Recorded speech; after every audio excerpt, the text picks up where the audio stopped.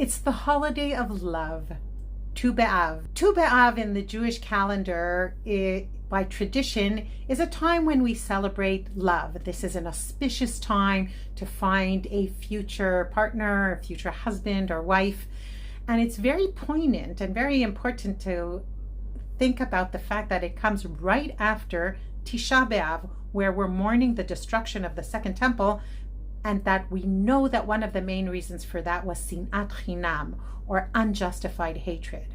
And in my last video, Musings of a Sugar Addict, I talked about the fact that one of the most common unjustified hatreds that I see are especially women who hate themselves for not being in the right body size, for not making the right food choices, for not being in the right clothes size, or not being perfect enough or good enough.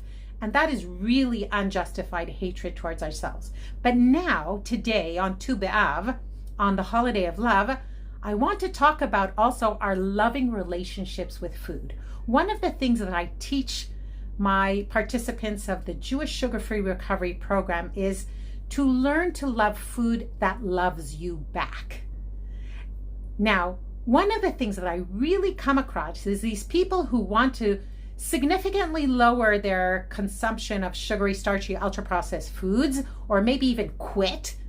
But yet, when they talk about these foods, they're like, this amazing chocolate, it was a treat, I needed to spoil myself, I deserve something good. Now, what does our brain hear when we talk about these foods that we want to actually part with?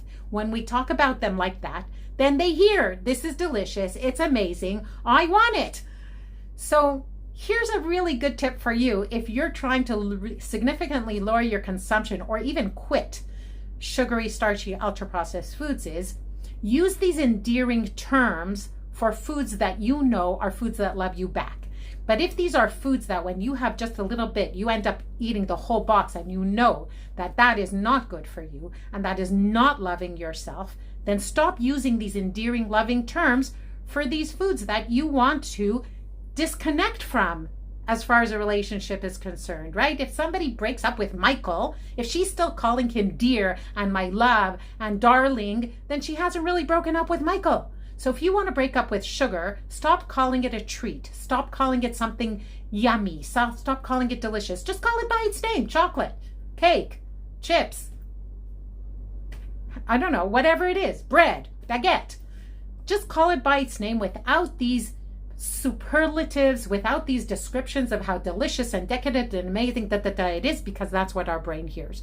So this is the tip for you. And if you do want to change your relationship with food for the long term, and you just can't seem to do it on your own, I am here for you. This is what my Sugar-Free Recovery Program is all about.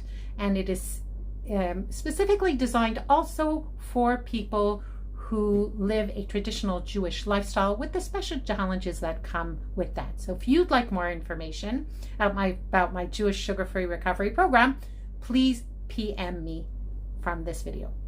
Bye-bye.